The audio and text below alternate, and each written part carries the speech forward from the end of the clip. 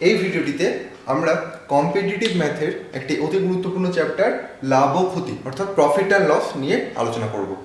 তো এই চ্যাপ্টারটি থেকে কম্পিটিটিভ পরীক্ষায় প্রচুর অঙ্ক এসে থাকে এবং এই চ্যাপ্টারটি যখন আমরা বইতে দেখি তখন এক এক রকম অঙ্ক এক এক রকম নিয়মে অনেক রকম নিয়মে করা থাকে। তো আমাদের অতগুলো নিয়ম জানার কোনো দরকার নেই, কতগুলো পার্টিকুলার নিয়ম বা কতগুলো পার্টিকুলার ফর্মুলা জেনে এই লাভ ক্ষতি সংক্রান্ত সমস্ত রকমের অঙ্কগুলো আমরা করতে পারবো। তো তার আগে আমাদের বেসিকটা জানা দরকার, কনসেপ্টটা ক্লিয়ার থাকা দরকার। কনসেপ্ট ক্লিয়ার থাকলে কিন্তু প্রফিট অ্যান্ড লসের যে কোনো কঠিন থেকে কঠিনতর অঙ্ক কিন্তু আমরা সহজেই করে ফেলতে পারবো। তো এই চ্যাপ্টারটি শুরু করার আগে কয়েকটা জিনিস, কতগুলো টার্ম যেগুলো আমি অঙ্ক করার সময় ইউজ করবো সেগুলো একটু বলে নিই। এসপি অর্থাৎ সেলিং প্রাইস মানে বিক্রয় মূল্য, সিপি মানে কস্ট প্রাইস অর্থাৎ ক্রয় মূল্য, এমপি অর্থাৎ মার্ক প্রাইস মানে যেটা ছাপা থাকে, যেটাকে আমরা অনেক সময় এমআরপি বলে থাকি, এমআরপি। এখন একটা উদাহরণ নিয়ে দেখি। ধরি কোনো একটা বইয়ের দাম এমআরপিতে লেখা রয়েছে 200 টাকা, তাহলে এই 200 টাকা এটা হচ্ছে তার মার্ক প্রাইস। এখন দোকানদার আমাদেরকে এর উপর যদি 10% ডিসকাউন্ট দেয়, অর্থাৎ 20 টাকা ডিসকাউন্ট দিলে আমাদের দাম দাঁড়াচ্ছে 180 টাকা, আমরা বইটা কিনছি 100 টাকায়, সেটা হচ্ছে সেলিং প্রাইস। এবং দোকানদার 180 টাকায় বিক্রি করার পরেও কিন্তু দোকানদারের কিছু নিজস্ব লাভ থাকছে। এখন দোকানদার যদি অ্যাকচুয়ালি তার যে হোলসেলার সেখান থেকে 150 টাকায় জিনিসটা কিনে থাকে, তাহলে এই 150 টাকাটা হচ্ছে কস্ট প্রাইস। অর্থাৎ এই selling price, cost price, mark price এগুলো সবই কিন্তু দোকানদারের ক্ষেত্রে প্রযোজ্য, বায়ার্স বা ক্রেতার ক্ষেত্রে কিন্তু প্রযোজ্য নয়। এগুলো সবগুলোই কিন্তু শপকিপার বা দোকানদারের ক্ষেত্রে প্রযোজ্য। অর্থাৎ এই মার্ক প্রাইস এটা যেটা দ্রব্যের উপর যেটা প্রিন্ট করা থাকবে সেটা মার্ক প্রাইস। দ্রব্যটি বা কমোডিটিটি দোকানদার আমাদেরকে যে দামে বিক্রি করবে সেটি হলো সেলিং প্রাইস। এবং দোকানদার কস্ট প্রাইস মানে দোকানদার তার হোলসেলারের কাছ থেকে যে দামে জিনিসটা কিনেছে সেটা হচ্ছে দোকানদারের কাছে কস্ট প্রাইস। এই কস্ট প্রাইসটা কিন্তু আমরা যারা বায়ার মানে যারা জিনিস কিনি আমরা কিন্তু এইটা জানি না, কারণ দোকানদার কখনোই দ্রব্যের অ্যাকচুয়াল দামটা কিন্তু ডিসক্লোজ করবে না। ঠিক আছে? তো এখন এই চ্যাপ্টারটি শুরু করার আগে আমরা এই টার্মগুলো নিয়ে কতগুলো ফর্মুলা আমরা দেখব। তো আমাদের প্রথম ফর্মুলা হচ্ছে percentage of profit or loss. Percentage of profit আর লস, প্রফিট অর লস। তাহলে আমাদের কত শতাংশ বা কত পার্সেন্টেজ লাভ হচ্ছে বা কতটা ক্ষতি হচ্ছে সেটা আমরা ক্যালকুলেট করব। কিভাবে ক্যালকুলেট করি? SP minus CP by CP into 100%।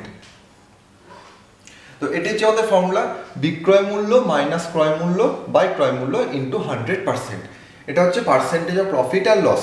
যদি এই ক্যালকুলেশনটা করার পরে কোনো অঙ্কের ক্ষেত্রে আমাদের রেজাল্ট পজিটিভ আসে তাহলে আমরা বলবো প্রফিট হয়েছে, অর্থাৎ পজিটিভ রেজাল্ট এলে বলবো প্রফিট হয়েছে। আর যদি নেগেটিভ রেজাল্ট আসে তাহলে আমরা বলবো লস হয়েছে। তো এখন এই যে প্রফিট বা লসের পার্সেন্টেজটা ক্যালকুলেট করছি, এই পার্সেন্টেজটা ক্যালকুলেট করছি আমরা কস্ট প্রাইসের উপরে, অর্থাৎ ক্রয় মূল্যের উপরে ক্যালকুলেট করছি।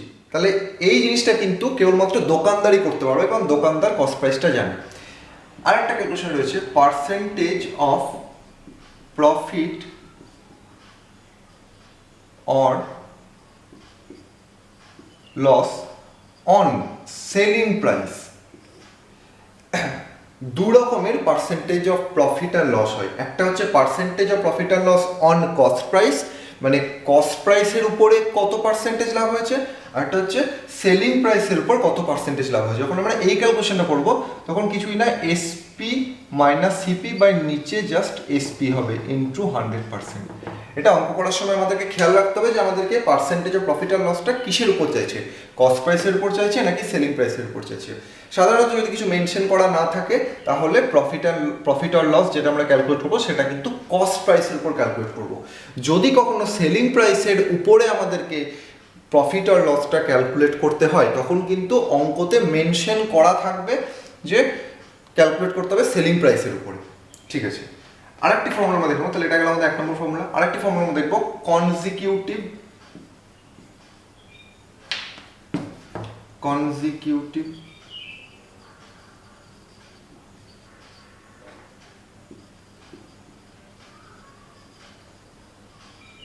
Consecutive percentage.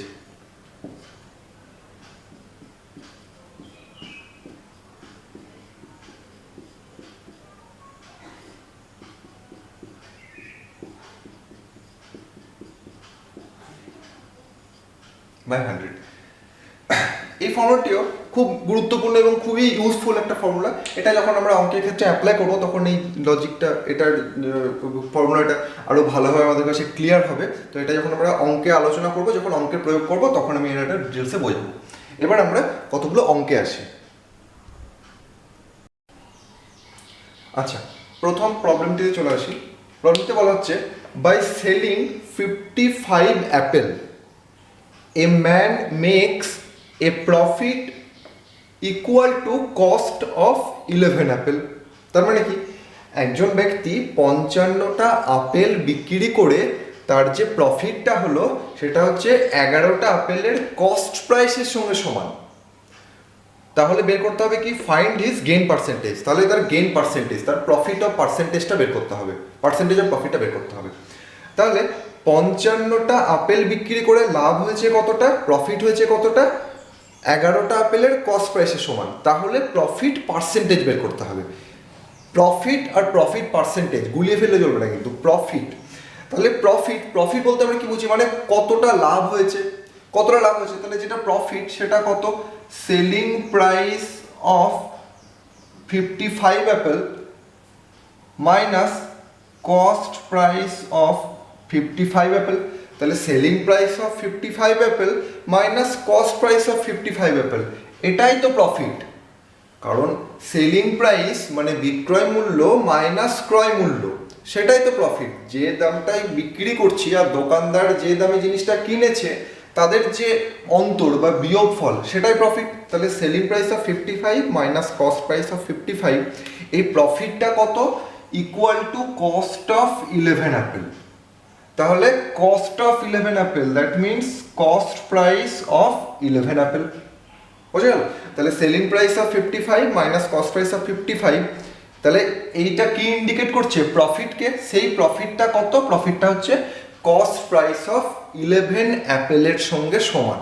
ঠিক আছে, এবার আমরা কি করব, এটাকে এদিকে রাখবো, এটাকে এদিকে নিয়ে চলে যাবো। তাহলে পরের লাইনে কি করছি আমরা, selling price of 55 is equal two 55 টাকা এদিকে নিয়ে চলে যাবো। তাহলে কি পাচ্ছি, যেন কস্ট প্রাইস অফ, এটা এদিকে চলে গেলে এটা প্লাস হয়ে যাবে, তাহলে কত হয়ে গেল 66। তাহলে আমরা একটা রেশিও পেয়ে গেলাম এখানে।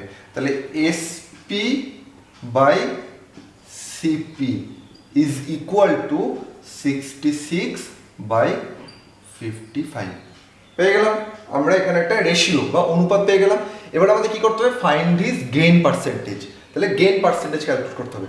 এটা কিভাবে ক্যালকুলেট করব, তাহলে percentage of profit is equal to, আমরা ফর্মুলা এখনই কি শিখলাম, selling price minus cost price by cost price into 100%। That means selling price কত 66, কস্ট প্রাইস কত 55 বাই আবার কস্ট প্রাইস কত 55 ইন্টু 100%। তাহলে এটা উপরে বিয়োগ করলে 11, এটা 200%।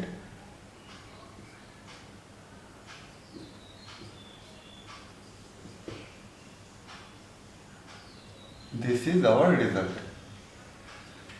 তাহলে percentage of profit, find his gain percentage, সেটা দাঁড়াচ্ছে কত, রেজাল্ট হচ্ছে 20%। এটা হচ্ছে আমাদের আনসার। তো কত সহজে অঙ্কটা হয়ে গেল। অন্য কিছু কোনো রকম জটিলতায় যাওয়া দরকার নেই, কোনো কিছু হওয়ার দরকার নেই। জাস্ট সিম্পলি আমরা এখানে আমাদের কোনো ভ্যালুও বের করতে হলো না, কোনো টাকার অঙ্ক বা কোনো ভ্যালু কত রুপিস এসব কিচ্ছু বের করা দরকার পড়লো না। শুধুমাত্র আমরা জাস্ট প্রফিট এর এই যে লাইনটা, এই লাইনটাই হচ্ছে এই অঙ্কের কিন্তু মূল। এই লাইনটা যখন আমরা লিখতে শিখে যাবো তখন দেখো আমি ইজিলি করে ফেলতে পারবো, আর এখানে কোনো জটিলতা নেই। ঠিক আছে, এবার আমরা দ্বিতীয় অঙ্কে চলে আসি। আচ্ছা, দ্বিতীয় অঙ্কটি হলো, by selling 55 apple a man makes profit equal to selling price of 11 apple. তার মানে কি, 55টা আপেল বিক্রি করার পরে একজনের প্রফিট হয়েছে কত, 11টা আপেলের সেলিং প্রাইসের সমান প্রফিট হয়েছে। তাহলে গেইন পার্সেন্টেজ, কত পার্সেন্টেজ অফ প্রফিট সেটা ক্যালকুলেট করতে হবে। ঠিক আগের অঙ্কটা যে নিয়মে করলাম এটা আমরা সেভাবেই করবো। তাহলে প্রফিট কত, সেলিং প্রাইস অফ 11 অ্যাপেল, তার মানে কি লিখবো, selling price of 55 apple minus cost price of 55 apple is equal to, আগের অঙ্কটা কি ছিল, equal to cost price of 11 apple, আর এটা লিখেছি equal to selling price of 11 apple. তাহলে এদিকে কি লিখবো আমরা, that is equal to selling price of 11 apple. এবার আগের অঙ্কটা কি করেছিলাম, এটা এদিকে নিয়েছিলাম, এবার সেলিংগুলোকে একদিকে নিয়ে আসবো আর কস্টগুলোকে অন্যদিকে নিয়ে যাবো। তাহলে এটাকে এদিকে নিয়ে চললাম, তাহলে selling price of 55 minus 11 that is 44 is equal to cost price of 55। তাহলে selling price by cost price is equal to, কত পাচ্ছি, 55 বাই 44। এবার আমরা আগের নিয়মে করবো, percentage of profit is equal two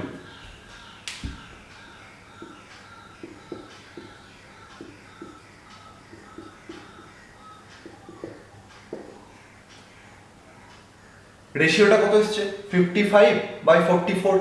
তাহলে সেলিং প্রাইস কত, 55, কস্ট প্রাইস কত, 44 by percentage of profit by cost price হচ্ছে 44 ইন্টু 100%, ওপর আসছে 11 বাই 44 ইন্টু 100%, দ্যাট মিনস 25%। তাহলে গেইন পার্সেন্টেজ আনসার ভ্যালু 25%। ঠিক আছে, এরপর আমরা চলে আসি নেক্সট অঙ্কে। পরের প্রবলেমটি হচ্ছে, এ shopkeeper earns A profit of 12% on selling A book at 10% discount on the printed price. তার মানে কি, একজন বই বিক্রেতা 12% প্রফিট আর্ন করলো, অর্থাৎ 12% প্রফিট করলো একটা বই বিক্রি করে যার উপর সে 10% ডিসকাউন্ট দিয়েছে। তার মানে 10% ডিসকাউন্টে মার্কড প্রাইসের উপরে 10% ডিসকাউন্ট দিয়ে বইটা বিক্রি করার পরেও সে 12% লাভ করেছে। ঠিক আছে, মার্কড প্রাইসের উপরে এমপির উপরে 10% ডিসকাউন্ট দিয়ে বিক্রি করার পরেও সে 12% প্রফিট আর্ন করেছে, profit earn on cost price, cost প্রাইসের উপর 12% প্রফিট আর্ন করেছে। The ratio of cost price and printed price, তাহলে কস্ট প্রাইস আর প্রিন্টেড প্রাইস মানে মার্ক প্রাইস, অর্থাৎ সিপি আর এমপির রেশিও বের করতে বলেছে, আমাদেরকে বের করতে বলেছে সিপি ইজ টু এমপি, এটা কত সেটা ক্যালকুলেট করতে হবে। বেশ, খুব সহজ। আমরা প্রথমে ধরে নিই কস্ট প্রাইস যেন 100 টাকা, আমরা ধরে নিই কস্ট প্রাইস যেন 100 টাকা।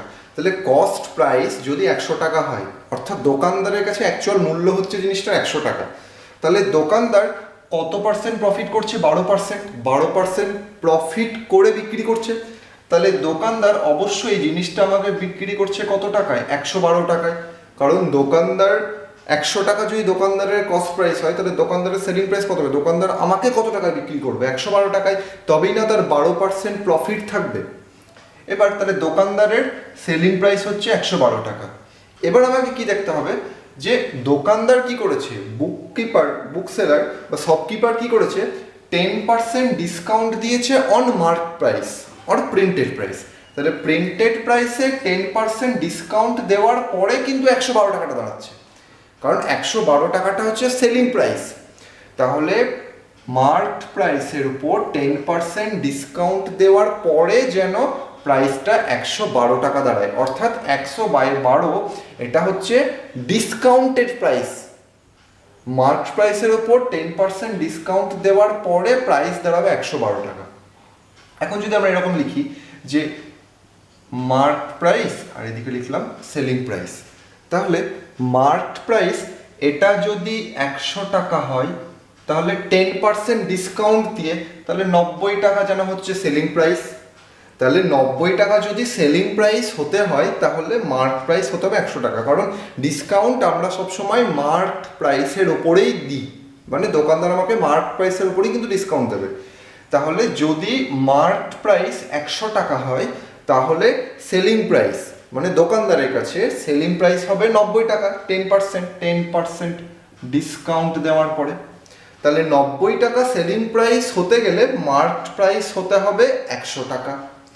এবার আমরা ঐকিক নিয়ম অ্যাপ্লাই করব। তাহলে 1 টাকা সেলিং প্রাইস হতে গেলে মার্কড প্রাইস কত হবে? 100/90। আর এখানে আমাদের সেলিং প্রাইস কত হতে হবে? 112 টাকা। তাহলে 112 টাকা সেলিং প্রাইস হতে গেলে মার্কড প্রাইস কত হতে হবে? তাহলে 100/90 ইন্টু 112। তাহলে এটাই হচ্ছে আমাদের এখনকার মার্কড প্রাইস, আর এটা হচ্ছে সেলিং প্রাইস, আর 100টা হচ্ছে কস্ট প্রাইস। এবার আমাকে কি জানতে চাইছে? Cost price is to marked price. Cost price কত? 100 বসিয়ে দিলাম।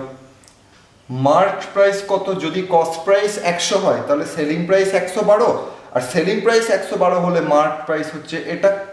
তাহলে মার্কড প্রাইসের ঘরে আমরা এই টোটালটা বসাবো, 100 ইন্টু 112 ডিভাইডেড বাই 90। তাহলে এদের রেশিও ক্যালকুলেট করতে হবে। তাহলে কি হলো? 100 ক্যান্সেল আউট হয়ে গেল। তাহলে 90:112, দ্যাট মিনস 45:56। এটা হচ্ছে আমাদের আনসার। আচ্ছা, 4 নম্বর প্রবলেমে কি বলা হচ্ছে?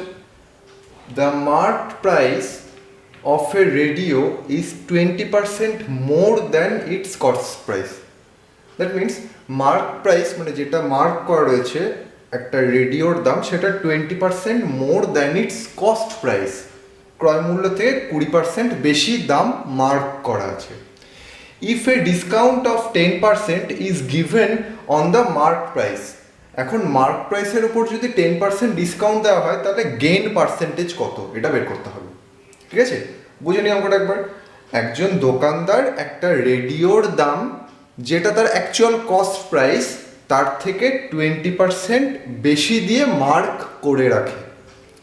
এখন যখন বিক্রেতা কোনো ক্রেতাকে বিক্রি করে, যখন কোনো কাস্টমারকে সেটা বিক্রি করবে, তখন সেই মার্ক প্রাইসের উপর মানে 20% হাইক হয়ে যাওয়া মার্ক প্রাইসের উপর 10% ডিসকাউন্ট দিয়ে বিক্রি করে।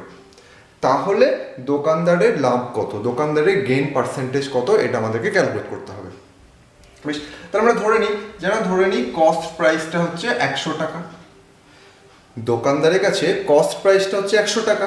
তাহলে মার্ক প্রাইস অফ রেডিও 20% মোর, তাহলে মার্ক প্রাইস কত?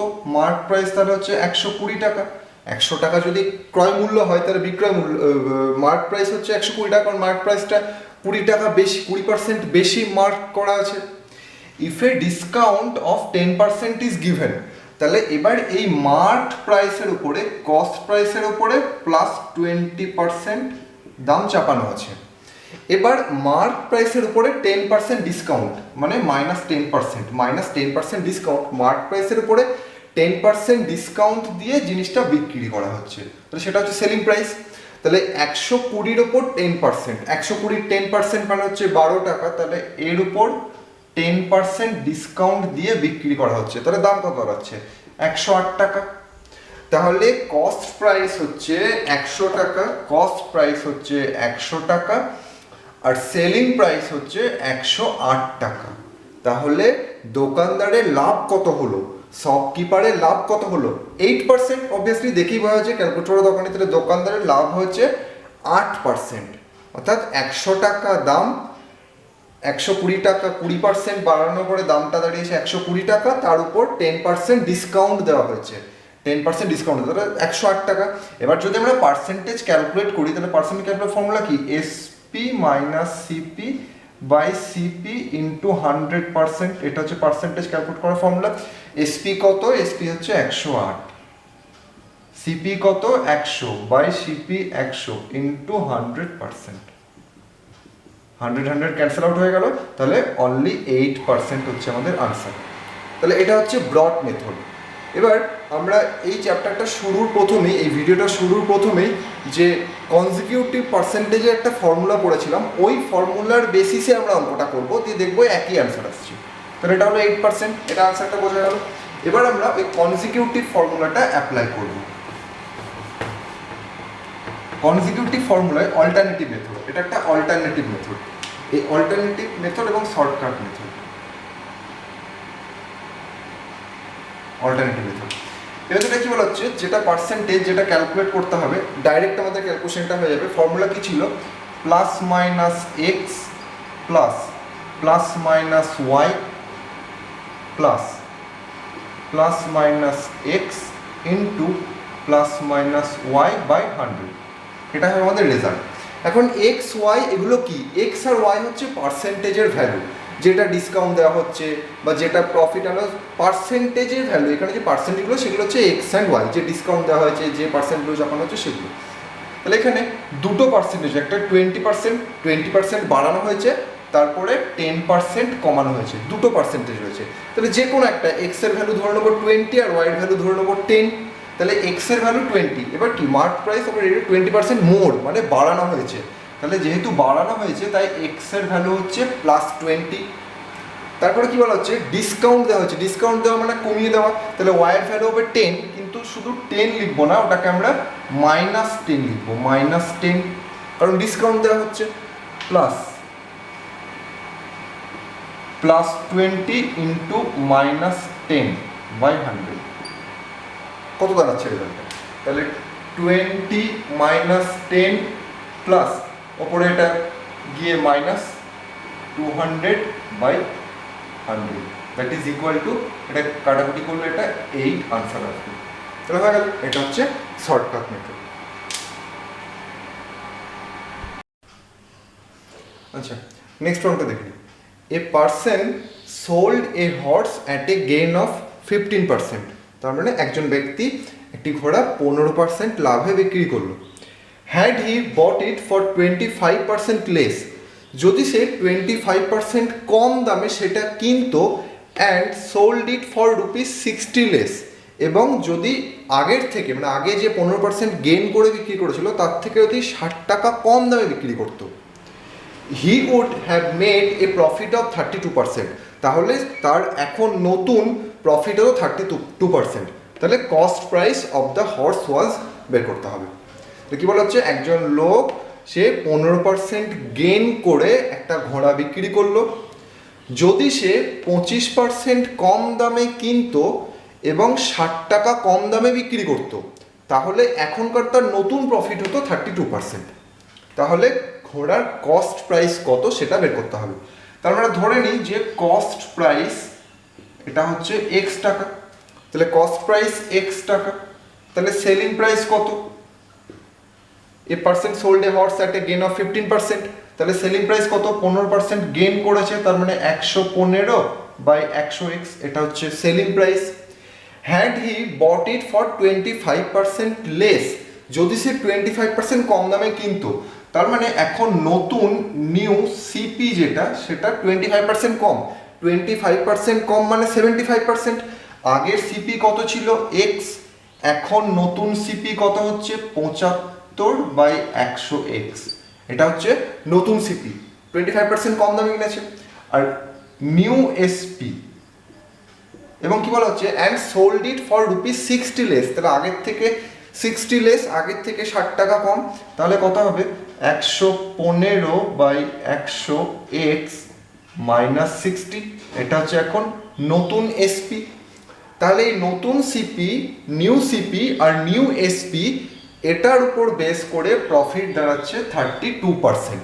তাহলে আমরা ফর্মুলায় চলে আসবো। আমরা ফর্মুলা জানি কি, percentage of profit is equal to SP minus CP by CP into 100%.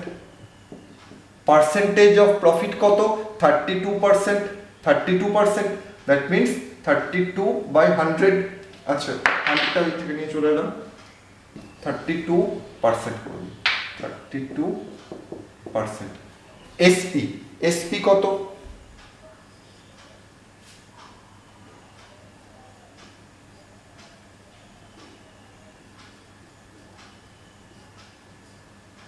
Minus CP কত,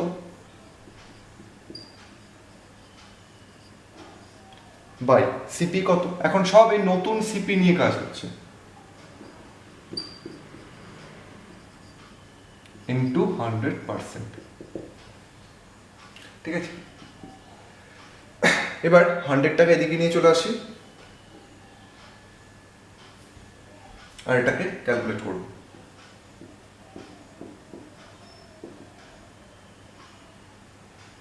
এটা থেকে ডাইরেক্ট আমি একটু স্টেপ জাম্প করছি, 115, এটাতে 75, 40,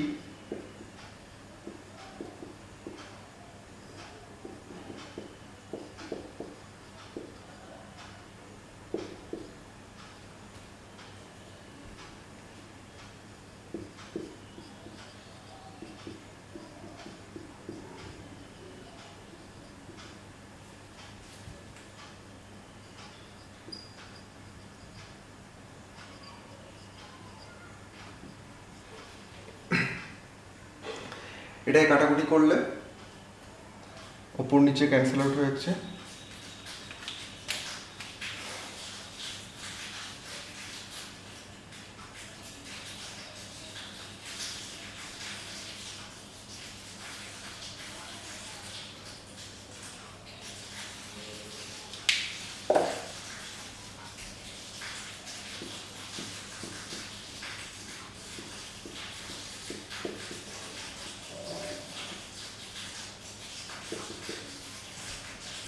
এটা এদিকে চলে গেল, তাহলে 16x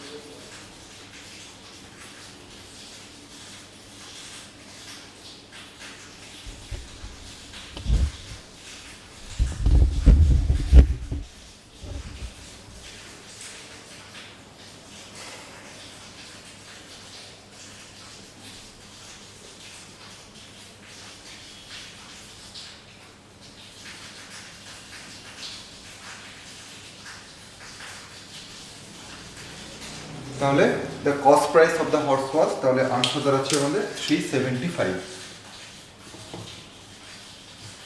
ক্যালকুলেট করে আবার দাঁড়ালো 375।